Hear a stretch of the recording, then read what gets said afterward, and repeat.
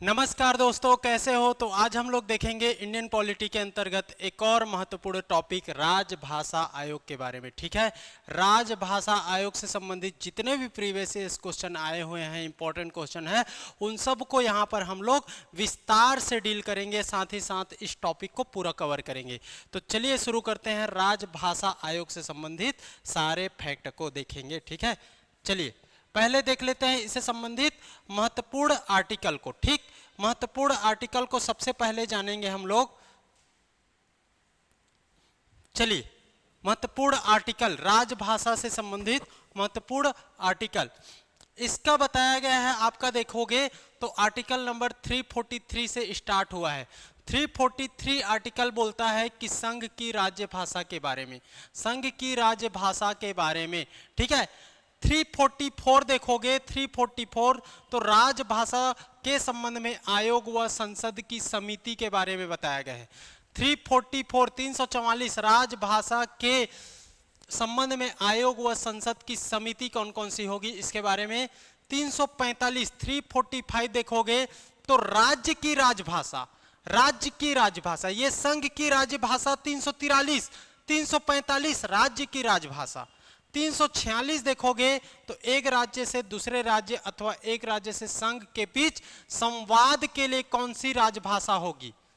एक दूसरे राज्य या राज्य से आपका संघ के दोनों के बीच में संवाद करना है सरकार को, तो कौन सी राजभाषा होगी, इसके बारे में बताया गया है। इंपॉर्टेंट है 346 345 343, याद रख लेना। ओके, 347 देखोगे तो किसी राज्य की जनसंख्या के किसी समूह द्वारा बोली जाने वाली भाषा, किसी राज्य की जनसंख्या के किसी समूह द्वारा बोली जाने वाली भाषा 347 में बताया गया है।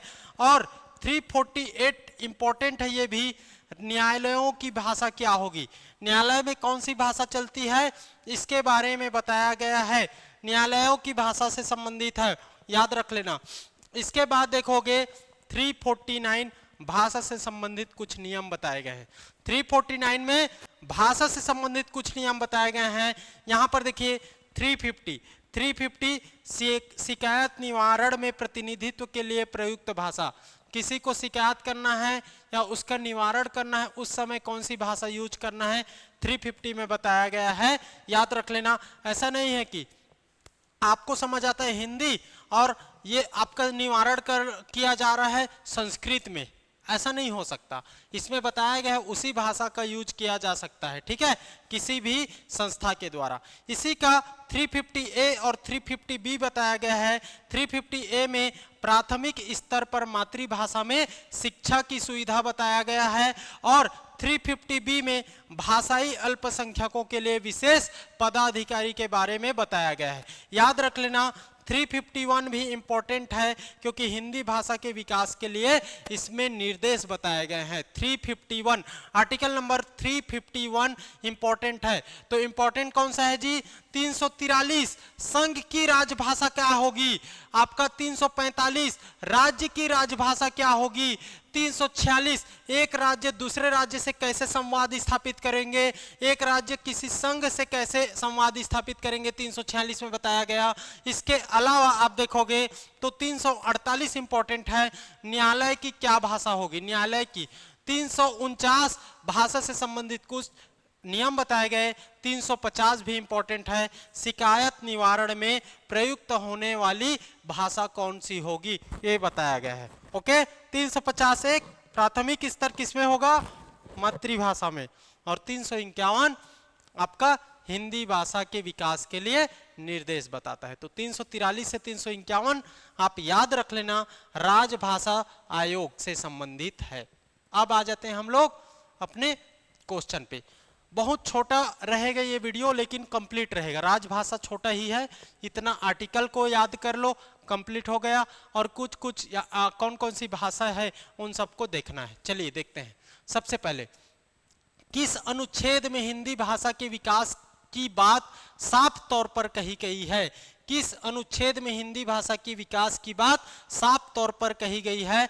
अब भी जस्ट बताया हूं, आर्टिकल याद रहेगा तो ये क्वेश्चन बन जाता। 351 में हिंदी भाषा के विकास के लिए बात किया गया है, याद कर लेना है 351। चलिए नेक्स्ट देखेंगे, संविधान के किस अनुच्छेद में यह व्यवस्था की गई है कि प्रत्येक राज्य शिक्षा की प्राथमिक स्तर पर मातृभाषा में शिक्षा की पर्याप्त सुविधा की व्यवस्था करेगा? देख लीजिए, आप आर्टिकल पढ़ लिए तो यह भी क्वेश्चन बन जाएगा। राज्य की शिक्षा प्राथमिक स्तर पर मातृभाषा में होगी। 351 आपका 350 का में 350A में बताया गया है, याद रख लेना, ठीक है, ये इंपॉर्टेंट है। 351 ये हिंदी भाषा के विकास के लिए है, याद रख लेना। ये शिकायत निवारण के लिए है, ये आपको जानना है। इस तरीके से 351 ये आपका सी आंसर हो जाएगा। चलिए नेक्स्ट क्वेश्चन देखेंगे। नेक्स्ट क्वेश्चन देख लीजिए, इसका आंसर क्या होगा? इसका आंसर क्या होगा भैया? तो संविधान के अनुच्छेद 344 के बारे में बताया गया है। 343 संघ की राजभाषा क्या होगी? 345 राज्य की राजभाषा क्या होगी? 344 के तहत प्रथम राजकीय राजभाषा आयोग का गठन हुआ था, ठीक है। भारतीय संविधान के अनुच्छेद 344 के तहत प्रथम राजकीय राजभाषा आयोग का गठन हुआ था 1950 में, 1955 में, तो ये एकदम सही है। लेकिन कब हुआ था? 1955 में हुआ था, बीजी खेर की अध्यक्षता में। पहली राजभाषा आयोग का गठन, याद रख लेना, पहली राजभाषा आयोग का गठन बीजी खेर की अध्यक्षता में हुआ था। कब हुआ था? 1955 में हुआ था। इसको याद करना है भाई, इसको याद करना है। B is the right answer. अब देख लीजिए राजभाषा आयोग के बारे में। राजभाषा आयोग के बारे में कौन से आर्टिकल के तहत गठित होता है? तो आर्टिकल नंबर 344, याद कर लेना। कौन से आर्टिकल? 344, ये आपको जानना है। 344 के अंतर्गत देखोगे तो राष्ट्रपति एक राजभाषा आयोग का गठन करेगा, याद रख लेना। कौन? राष्ट्रपति राजभाषा आयोग गठित करता है, उसको अधिकार है। राष्ट्रपति के द्वारा संविधान लागू होने से 5 वर्ष की समाप्ति पर और उसके बाद 10 वर्ष की समाप्ति पर एक आयोग गठित किया जाएगा, याद रख लेना। सब फैक्ट को याद करना है। 1 मिनट ना, पानी पी लूं जी। चलिए, राजभाषा आयोग में एक अध्यक्ष और विभिन्न भाषाओं का प्रतिनिधित्व करने वाले सदस्य होंगे। अलग अलग भाषा के प्रतिनिधित्व करने वाले मेंबर होंगे और एक जन को उसका चेयरमैन बनाया जाएगा, जो किसके द्वारा नियुक्त होगा? किसके द्वारा? चेयरमैन और मेंबर राष्ट्रपति के द्वारा नियुक्त होगा, याद रख लेना, ठीक है। इसमें राजभाषा आयोग में देखोगे तो एक जन अध्यक्ष चेयरमैन, उसके अतिरिक्त 30 जन, जिसमें से 20 लोकसभा से 10 राज्यसभा से सदस्य होंगे। स्ट्रक्चर है ये। 1955 में डॉक्टर राजेंद्र प्रसाद द्वारा प्रथम राजभाषा आयोग का गठन किया गया और इसके अध्यक्ष बनाए गए बीजी खेर, बाल गंगाधर खेर, याद रख लेना। कब? 1955 में। किसने गठित किया? राजेंद्र प्रसाद, क्योंकि उस समय राष्ट्रपति कौन थे? राजेंद्र प्रसाद जी थे, इसी कारण। और इस राजभाषा आयोग के गठन का हुआ जब, तो इसके अध्यक्ष बनाए गए आपका बाल गंगाधर खेर, बीजी खेर जी, याद रख लेना। इसी को क्वेश्चन में पूछा गया, ठीक है। तो राजभाषा आयोग में एक मेंबर रहेगा, उसके 30 सदस्य होंगे, 20 लोकसभा से 10 राज्यसभा से। और ये मेंबर कैसे होंगे? अलग अलग भाषाओं के जानकार, याद रख लेना। कौन नियुक्त करेगा? राष्ट्रपति के द्वारा नियुक्त होगा। और ये राजभाषा आयोग कौन से आर्टिकल में गठित होता है? 344 में, याद रहेगा। अब देखिए अनुच्छेद 120, संसद में प्रयोग की जाने वाली भाषा। अनुच्छेद 120 में क्या बताया गया है? संसद में कौन सी भाषा यूज किया जाएगा। अनुच्छेद 210, विधानमंडल में कौन सी भाषा यूज किया जाएगा। इसका देख लो, इसी से मिलता जुलता है। 120 का उल्टा सीधा करके 210 कर लो। तो 120 संसद में कौन सी भाषा चलती है, और विधानमंडल, राज्यों के विधानमंडल में ये 210 में बताया गया। 58वां संविधान संशोधन 1987 के द्वारा राष्ट्रपति को संविधान का प्रमाणिक हिंदी संस्करण प्रकाशित करने के लिए अधिकृत कर दिया गया। किसको? राष्ट्रपति को संविधान का हिंदी संस्करण प्रकाशित कर सकते हैं, ये आपको जानना है। ठीक है, इसके बाद हिंदी को देखोगे तो 14 सितंबर 1949 राजभाषा का दर्जा मिला और इसीलिए 14 सितंबर को हिंदी दिवस के रूप में हम मनाते हैं। ठीक है, 14 आपका सितंबर, ठीक, 14 सितंबर 1949 हिंदी को राजभाषा का दर्जा और 14 सितंबर को हिंदी दिवस, ये आपको जानना है। लेकिन ये भारत में मनाते हैं 14 सितंबर को हिंदी दिवस। विश्व में हिंदी दिवस कब मनाया जाता है? 10 जनवरी को। 10 जनवरी को याद रख लेना, प्रथम विश्व हिंदी दिवस 10 जनवरी 1975 को मनाया गया और इसी के याद में प्रत्येक 10 जनवरी को विश्व हिंदी दिवस मनाया जाता है। तो हिंदी दिवस को याद रख लेना। हिंदी दिवस 2 डेट आएगा आपको कंफ्यूज करने के लिए। ये जो 10 जनवरी है ये क्या है? विश्व हिंदी दिवस। और आप 14 सितंबर देखते हो ये क्या है? तो भारत में हिंदी दिवस मनाया जाता है, याद रख लेना। क्यों? क्योंकि 14 सितंबर 1949 को हिंदी को राजभाषा का दर्जा प्राप्त हुआ था। ओके, ये आपका राजभाषा आयोग से संबंधित सारे फैक्ट। इस स्लाइड को आप रुक करके पॉज करके आपको याद करना है, उसके बाद आगे बढ़ना है। चलिए अब आ जाते हैं राजभाषा आयोग से संबंधित क्वेश्चन। भारतीय संविधान की 8वीं अनुसूची में कौन सी भाषा 2003 में जोड़ी गई? कौन सी भाषा 2003 में जोड़ी गई, इसको बताना है। ठीक है, इसको बताना है। चलिए नेक्स्ट क्वेश्चन कौन सा, इसका आंसर कौन सा हो जाएगा? चलिए, तो 2003 में बोल रहे हैं ना, 2003 में याद कर लो। तो कौन सा होगा इसका आंसर? देख लीजिए, कोंकणी, सिंधी, मणिपुरी, संथाली, तो इसका आ जाएगा संथाली। MBDS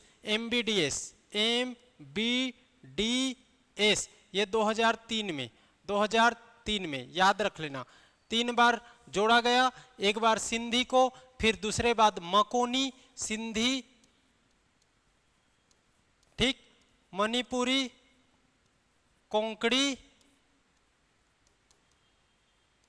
और नेपाली। ठीक है, फिर 2003 में ये 4 जोड़ा गया आपका MBDS, याद रख लेना। मैथिली, बोडो, डोंगरी, संथाली।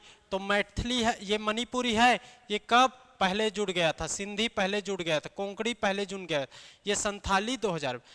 आपका मैथिली, बोडो, डोगरी और संथाली, तो ये आपको जानना है। इस तरीके से पहली बार 1, फिर 3, फिर 4, तो इसका आंसर हो जाएगा D is the right answer. देख लीजिए, मूल संविधान में देखोगे तो 14 भाषाएं थी। ठीक है, ऑफिशियल लैंग्वेज के अंतर्गत मूल संविधान में 14 भाषाएं थी। अभी वर्तमान में आपका ऑफिशियल लैंग्वेज कितना हो गया? 22 हो गया है, जिसमें देखोगे तो 15वां जोड़ा गया 21वें संविधान संशोधन 1967 द्वारा।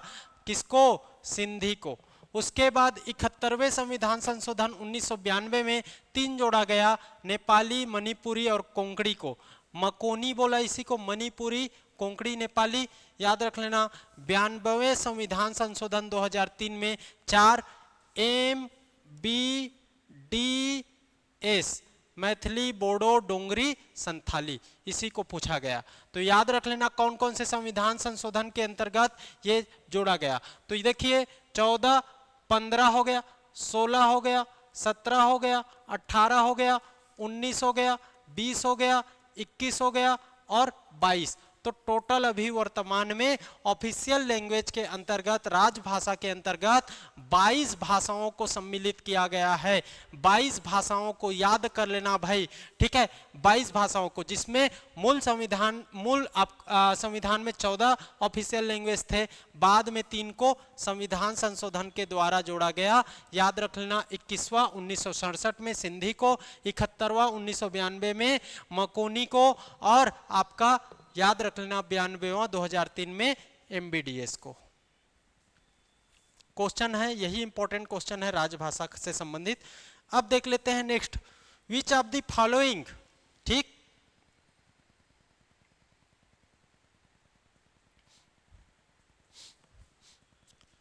विच of the following is inconsistence with the context of the 8th schedule of the Indian constitution.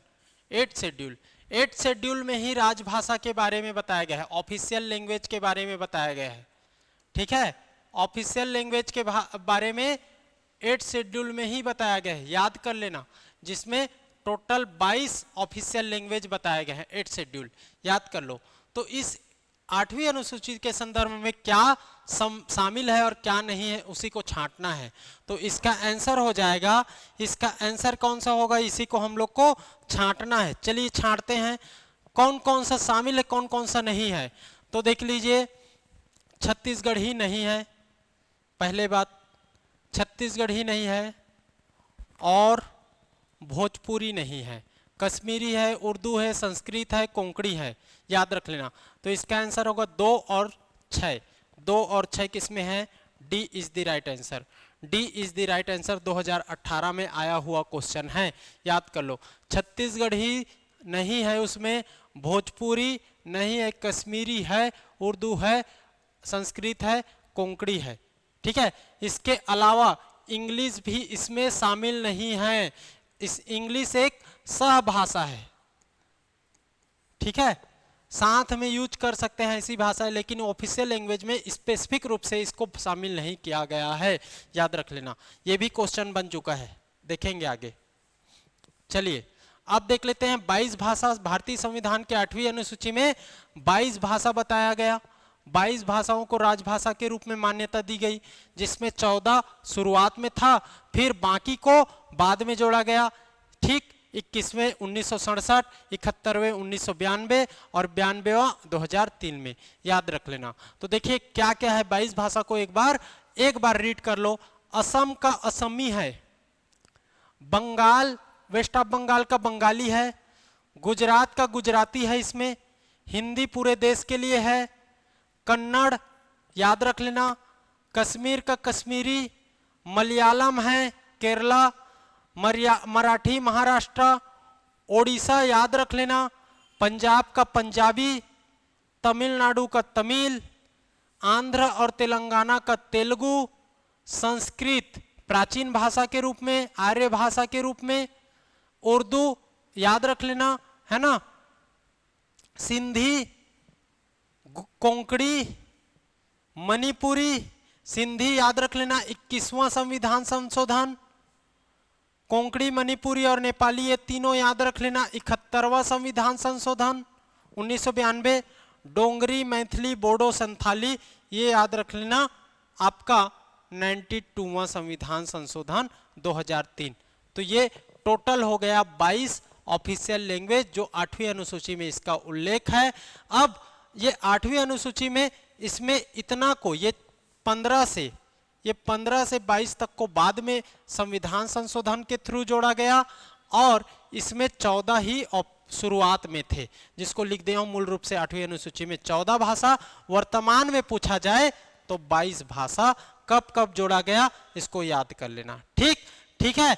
इसके अलावा आप देखोगे अंग्रेजी देख लीजिए इसमें शामिल नहीं है, लेकिन उसको सहभाषा के रूप में माना जाता है। तो स्पेसिफिक रूप से पूछा जाए अंग्रेजी ऑफिशियल लैंग्वेज में शामिल है, गलत कथन। अंग्रेजी ऑफिशियल लैंग्वेज के सहभाषा के रूप में शामिल है, सही कथन। ठीक, ये आपको जानना है। चलिए नेक्स्ट क्वेश्चन हम लोग देख लेते हैं। देख लीजिए इसको पूरा डिटेल में। अब आ जाते हैं फिर से नेक्स्ट क्वेश्चन। अब यहां पर आप लोग को बताना है, चलिए यहां पर आप लोग को बताना है क्या होगा इसका आंसर जी।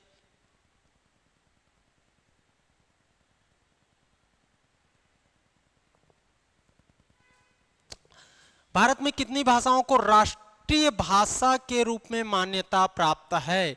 राष्ट्रीय भाषा के रूप में, तो इसका आंसर है सॉरी गलत पढ़ रहा हूं, शास्त्रीय भाषा, क्लासिकल लैंग्वेज। क्लासिकल लैंग्वेज शुरू में 6 था, फिर बाद में इसको बढ़ा करके 5 ठो और जोड़ दिया गया तो 11 हो गया। तो याद रख लेना 11 आंसर है, सी इज द राइट आंसर। यहां पर देख लेते हैं पूरा भारत की शास्त्रीय क्लासिकल लैंग्वेज के बारे में, क्लासिकल लैंग्वेज के बारे में हम लोग को देखना है। देख लीजिए पहला देखोगे तो 2004 में तमिल, पहला पूछ दिया जाए तमिल, तमिल कब? 2004। शास्त्रीय भाषा पढ़ रहे हैं। संस्कृत 2005, तेलुगु 2008, कन्नड़ 2008, मलयालम 2013, ओडिया 2014। ये था 1, 2, 3, 4, 5 और 6। 2024 में देखो, 2024 में 5 जोड़ा गया, मराठी, बंगाली, असमिया, इसके बाद आपका प्राकृत और पाली, ये सब 2024 में 7, 8, 9, 10, 11। ठीक है, तो ऑफिशियल लैंग्वेज को आपको क्या लेना है? ऑफिशियल लैंग्वेज को क्या लेना है? 11 लेना है। ठीक है, ये आपको जानना है, 11 लेना है। ठीक, ये आपको जानना है।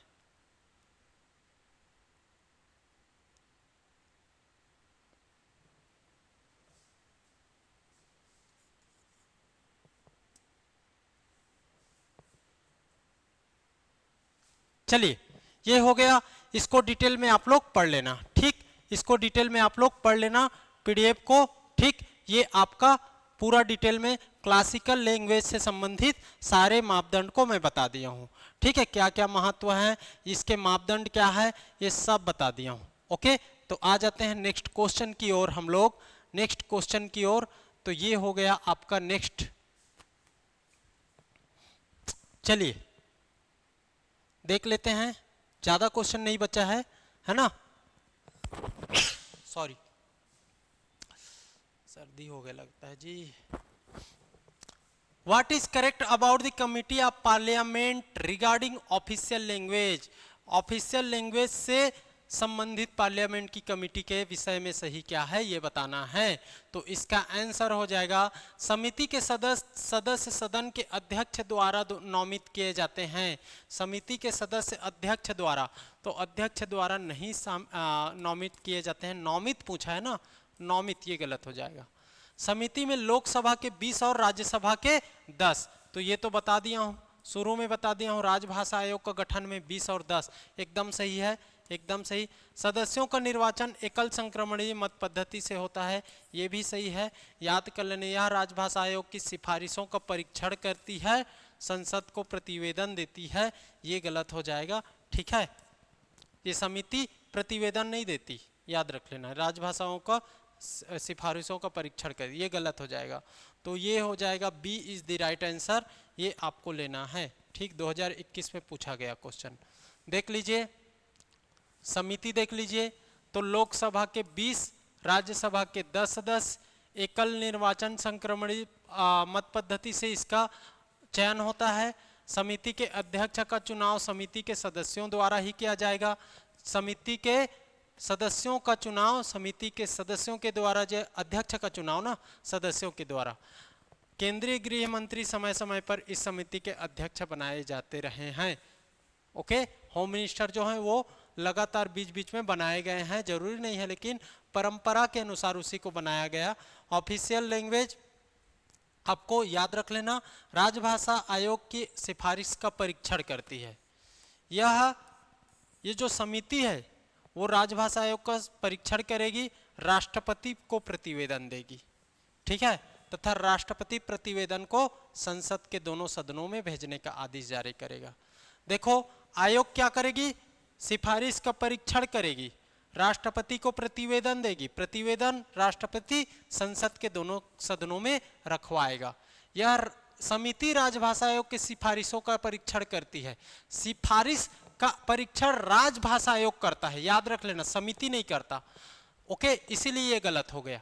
और वो ये राजभाषा आयोग किसको देगा? राष्ट्रपति को, राष्ट्रपति संसद में रखवाएगा, इस कारण ये गलत हो गया। देख लीजिए। चलिए नेक्स्ट देख लेते हैं हम लोग, 8वीं अनुसूची। 8वीं अनुसूची में कौन सी भाषा शामिल नहीं है? अब 22 भाषा जान गए, तो देख लो, अंग्रेजी है क्या? अंग्रेजी शामिल नहीं है, एक सहभाषा है, सहभाषा के रूप में शामिल है, सहभाषा है है ना, 22 भाषा में शामिल नहीं है, 8वीं अनुसूची में शामिल नहीं है, तो इसका आंसर हो जाएगा आपका ये हो गया। इसमें कश्मीरी है, नेपाली है, संस्कृत है, मिजो नहीं है, मिजो भी नहीं है। सी और ई इज दी गलत आंसर। ठीक, ये आपको जानना था। ठीक है, ओके। 2018 में पूछा गया क्वेश्चन। चलिए नेक्स्ट क्वेश्चन देख लेते हैं हम लोग। ये हो जाएगा आपका आज का लास्ट क्वेश्चन। संविधान की 8वीं अनुसूची में सम्मिलित भाषाओं में निम्न में से कौन सी भाषा बोलने वाले सर्वाधिक है? ठीक, 8वीं अनुसूची का जो भाषा है उसमें सर्वाधिक भाषा किसको बोला जाता है? तो इसका आंसर लेना है बंगाली। ठीक है, हिंदी के बाद बंगाली है। हिंदी रहता तो हिंदी आ जाता, लेकिन हिंदी तो है नहीं इसमें, तो इसमें बंगाली है। हिंदी के बाद बंगाली सर्वाधिक बोला जाता है। यहाँ पर देख लीजिए, भारत में सबसे ज़्यादा बोली जाने वाली भाषा जिसमें आप देखते हो तो हिंदी 57% लोग बोलते हैं। ठीक है, 57% जनसंख्या बोलती है। बंगाली 8.9 के साथ सेकेंड नंबर पर है और ये फर्स्ट। मराठी थर्ड नंबर पर। इसका सीक्वेंस भी पूछ सकता है, तो याद कर लो, हिंदी, फिर बंगाली, फिर मराठी, फिर तेलुगु, फिर तमिल, फिर गुजराती, फिर उर्दू, फिर कन्नड़। ये आपको याद कर लो। ठीक, याद कर लो। अगर इंग्लिश बोला जाए तो इंग्लिश 10.60 है, याद रख लेना। लेकिन इंग्लिश यहाँ पर ऑफिशियल लैंग्वेज के अंतर्गत नहीं आता, तो लेकिन सभी भाषाओं में भी तो पूछ सकता है। ऑफिशियल लैंग्वेज में 22 भाषा, अगर ऑफिशियल लैंग्वेज के हिसाब से पूछा जाए तो ये सब आएगा, लेकिन इंग्लिश नहीं आएगा। लेकिन इंग्लिश को भी अगर शामिल करके पूछा जाए कि सभी भाषाओं में कौन सा क्रम है, तो आपको याद रख लेना, पहला हिंदी, फिर वेस्ट ऑफ बंगाल बंगाली, फिर आपको जाना है महाराष्ट्र, बड़ा स्टेट है, मराठी, फिर आपको जाना है तेलंगाना और आंध्र प्रदेश दोनों मिलकर बड़ा राष्ट्र बनता था, बड़ा प्रांत बनता था उस समय, तो वो हो जाता आपका तेलुगु। फिर जाओगे तमिलनाडु, तमिल याद रख लेना, फिर गुजरात चले जाना, गुजराती। इस तरीके से आपको याद करना है। ठीक है, ये स्टेट को देखो ना जी, स्टेट में जितना ज्यादा जनसंख्या होगा उसी के अकॉर्डिंग उसका बोली भाषा होगा, तो याद कर लेना। ओके, तो ये हमारा आज का लास्ट क्वेश्चन था, है ना, ऑफिशियल लैंग्वेज से संबंधित। इसके बाद हम लोग आगे देखेंगे आपात, उपबंध, इमरजेंसी। तो इस तरीके से हम लोगों ने पूरा डिटेल में राजभाषा आयोग को समझा और जाना है, याद किए करना है। तो सबसे पहले आर्टिकल को याद करोगे, उसके बाद राजभाषा आयोग का गठन कैसे होता है, उसका स्ट्रक्चर क्या है, कार्यकाल कितने सदस्य, कैसे उसको जानना है। फिर आप देखोगे 22 ऑफिशियल लैंग्वेज जो 8वीं अनुसूची में उल्लेख है, उसका 22 भाषा को जानना है। 22 भाषा में 14 भाषा पहले थे, 15वां जोड़ा गया, फिर 3 और जोड़ा गया, 18 हो गया, फिर 4 और जोड़ा गया, 22 हो गया। साथ ही साथ आपको क्लासिकल लैंग्वेज जो 11 है, कब कब, सबसे पहले 2004 में, फिर ऐसे करके कब कब आया उसका क्रम जानना है, कब कब उसको मैच दी फॉलोइंग उसको जानना है, फिर 11 को जानना है उसका कैसे क्राइटेरिया है उसको जान लेना। फिर इस तरीके से आपको याद करना पड़ेगा। फिर ये सर्वाधिक बोले जाने वाली भाषा जान लेना है। ठीक है, अब कौन कौन से आर्टिकल में संघ की भाषा बताया गया है, राज्य की भाषा बताया गया है, अगर सदन में रखना है तो उसके लिए कौन सा आर्टिकल है, इन सबको भी याद करना पड़ेगा। ओके, तो इस तरीके से ये ऑफिशियल लैंग्वेज से संबंधित कोई भी फैक्ट आपसे छूटेगा नहीं, और कोई भी तरीके से क्वेश्चन पूछा जाए किसी भी एग्जाम में आपसे बन जाएगा। कोई बुक अलग से पढ़ने की जरूरत नहीं होगी, बस हर एक क्वेश्चन को ध्यान से पढ़ो, उसके एक्सप्लेनेशन को पूरा याद कर लो, पूरा याद कर लो, खत्म हो गया आपका काम। ठीक है, तो इस तरीके से हम लोगों ने राजभाषा आयोग को भी कंप्लीट किया है। आगे देखेंगे जो भी टॉपिक आएगा उसको। ठीक, तो आज के लिए इतना ही। उम्मीद करता हूँ आप लोग को समझ आया होगा, याद हुआ होगा, है ना, और याद हुआ होगा, समझ आया होगा, पसंद आया होगा तो लाइक करना मत भूलिएगा। ओके, मिलते हैं नेक्स्ट टॉपिक में। Thank you.